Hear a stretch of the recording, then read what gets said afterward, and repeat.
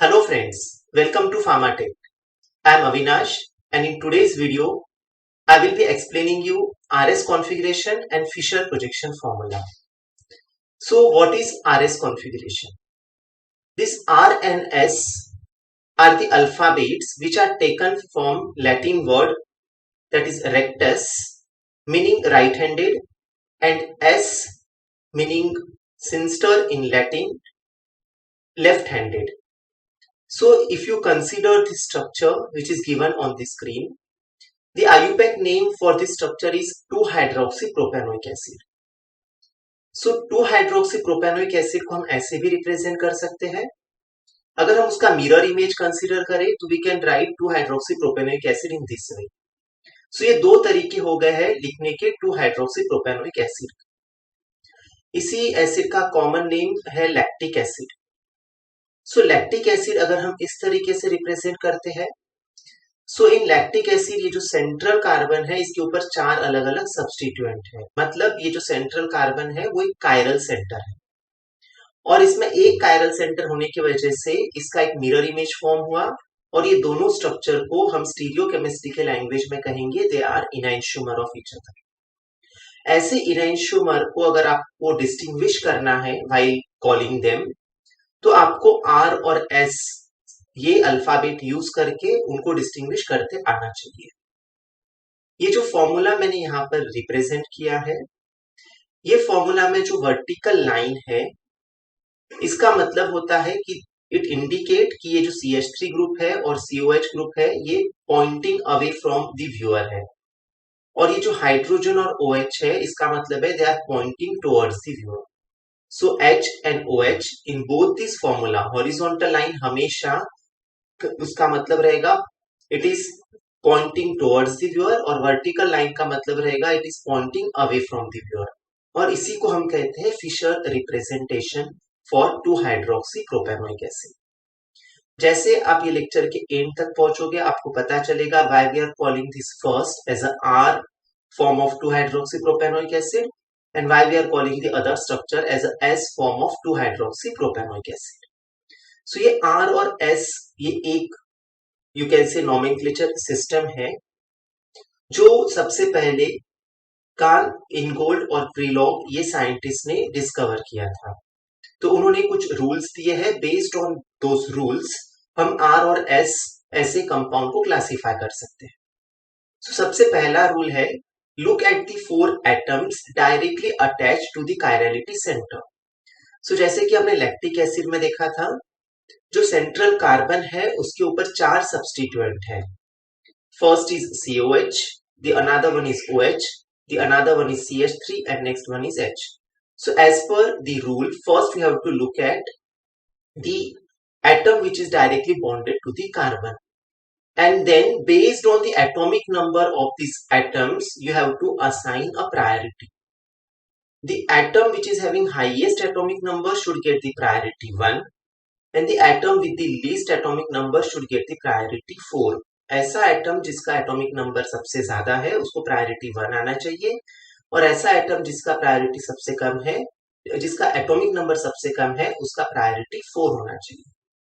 सो अगर आपके पास कोई स्ट्रक्चर है जिसमें कंसीडर ये एलिमेंट्स प्रेजेंट है लाइक ब्रोमीन है, तो हम कहेंगे कि ब्रोमीन का एटॉमिक नंबर 35 होता है तो उसका प्रायोरिटी हमेशा 1 रहेगा अगर इसमें से कोई भी एलिमेंट प्रेजेंट है. तो ब्रोमीन से हाइयर एटॉमिक नंबर का भी एलिमेंट हो सकता है लाइक आयोडीन.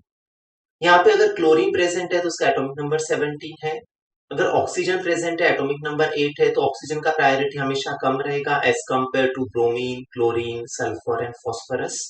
अगर नाइट्रोजन प्रेजेंट है तो उसका प्रायोरिटी ऑक्सीजन से कम होगा बिकॉज उसका एटॉमिक नंबर 7 है और ऑक्सीजन का एटॉमिक नंबर 8 है. अब ये लास्ट दो जो है वो इंडिकेट करते हैं हाइड्रोजन एंड ड्यूटेरियम. सो किसी भी एलिमेंट का अगर आइसोटोप प्रेजेंट है तो ऐसा आइसोटोप जिसका एटॉमिक नंबर ज्यादा है देन उसको प्रायोरिटी आपको हाइयर देना होगा as compare to other one. So deuterium का प्रायोरिटी हमेशा हाइयर रहेगा as compare to the hydrogen. Rule number 2 क्या कहता है, अगर आप किसी स्ट्रक्चर को देखते हो जैसे कि हमने लैक्टिक एसिड कंसीडर किया था, let me draw the lactic acid again. So अगर हम यहाँ पे लैक्टिक एसिड का स्ट्रक्चर कंसीडर करते हैं, हमने देखा था there was a central carbon, it was having four substituent, one of the substituent was COOH, one substituent is OH, one substituent is CH3, and last substituent I am considering as an hydrogen. So यहाँ पर अगर हम rule 1 को consider करते हैं तो as per rule number 1 ये बहुत ही क्लियर है कि जो प्रायोरिटी है वो नंबर 1 प्रायोरिटी किसके पास जाएगा, यू कैन से ऑक्सीजन के पास। बट यहाँ पर अगर आप कार्बन को देखते हो तो ये भी कार्बन अटैच है और ये भी कार्बन अटैच है, so who will get number 2। So rule number 2 आपको आइडिया देगा फॉर अ टाई ब्रेकिंग। सो यहाँ पर कार्बन जो अटैच है वो OOH को अटैच है और यहाँ जो कार्बन है वो CH3 को अटैच है। सो ऐसे केस में जहां पर डायरेक्टली अटैच्ड एलिमेंट सेम है, आपको नेक्स्ट एलिमेंट का हेल्प लेना है। सो यहाँ पे नेक्स्ट एलिमेंट कौन है, ऑक्सीजन, और यहाँ पे नेक्स्ट एलिमेंट कौन है, हाइड्रोजन। सो ऑब्वियसली ऑक्सीजन का एटॉमिक नंबर ज्यादा है एज कम्पेयर टू हाइड्रोजन। सो यहाँ पे प्रायोरिटी नंबर 2 किसको जाएगा, COOH ग्रुप को, और प्रायोरिटी नंबर 3 किसको जाएगा, CH3 को, and fourth priority will go with hydrogen. So rule number 2 is to break the tie if the attach elements are same. जैसे कि यहाँ पे मैंने एग्जांपल लिया है, अगर इथाइल और मिथाइल ग्रुप प्रेजेंट है तो डेफिनेटली जो इथाइल है उसमें carbon is attach with carbon, हम कंसीडर कर रहे हैं कि ये दोनों ऐसे ग्रुप है जो कि किसी कायरल सेंटर को अटैच है, किसी कायरल कार्बन को अटैच है। सो उस केस में your ethyl will get a priority higher and this group will get a priority number 2। यहाँ पर आप देख रहे हो this is isopropyl and this is ethyl. So again यहाँ पे प्रायोरिटी 1 किसको आएगा, isopropyl, if it is attach to a chiral centre, ये भी उसी कायरल सेंटर को अटैच है तो इसका प्रायोरिटी क्या हो जाएगा, 2। वैसे ही अगर हम यहाँ पर देखते हैं, so here this carbon is attach, this carbon is attached with nitrogen and carbon, and here carbon is attached with chlorine, and we know that chlorine has a higher atomic number, so इसका priority क्या आएगा, 1, और इसका priority क्या हो जाएगा, 2। यहाँ पर हम कंसीडर कर रहे हैं this and this are attach to chiral centre. So यहाँ पर oxygen is attach with next element hydrogen, here oxygen is attach with next element as a carbon. So priority 1 जाएगा with the methoxy and priority 2 जाएगा with the hydroxy group. So this is with reference to tie breaking. Coming to rule number 3, अगर आपके पास कोई ऐसा structure है जिसमें second element जो है वो डबल बॉन्डेड रिप्रेजेंट किया गया है, लाइक मैंने यहाँ पे कार्बन कंसिडर किया है जो कि कायरल इन नेचर है, चलो मैं सब्स्टिट्यूएंट ले लेता हूँ, there is a hydrogen, there is a OH। यहाँ पर जो ग्रुप है वो हम कंसिडर कर रहे हैं, it is C double bond O and OH, और यहाँ पर जो ग्रुप है C डबल बॉन्ड O और H है।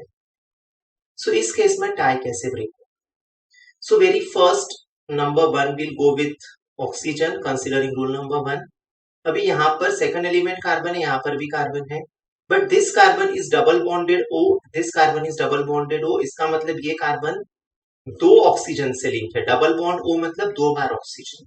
सिमिलरली ये कार्बन भी 2 बार ऑक्सीजन से लिंक है, but here this carbon is having third oxygen also.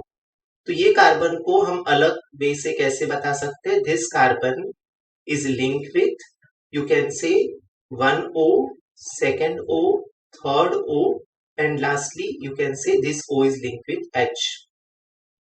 While अगर हम इस कार्बन की बात करते हैं तो we can say as this carbon is linked with 1O, the second O and third one is H. So this is how the attachments are. So obvious है इसका priority जो रहेगा that will remain 2. This will get priority number 3 and this hydrogen will get priority number 4. So ऐसे आपको priority assign करने हैं if multiple bonded groups are there. एक next example यहाँ पे मैं vinyl और ये triple bonded compound that is acetylene का ले रहा हूँ। जैसे C is attached with C triple bond CH, और यहाँ पे ये C अटैच है किसी C डबल बॉन्ड CH से। सो ऐसे सेंटर के वक्त how we will assign priority, हम इस कार्बन को फिर से कायरल कंसीडर कर रहे हैं, सो इसका प्रायोरिटी हमेशा वी विल से 1 रहेगा या हायर रहेगा as compare to this, if we compare between these to.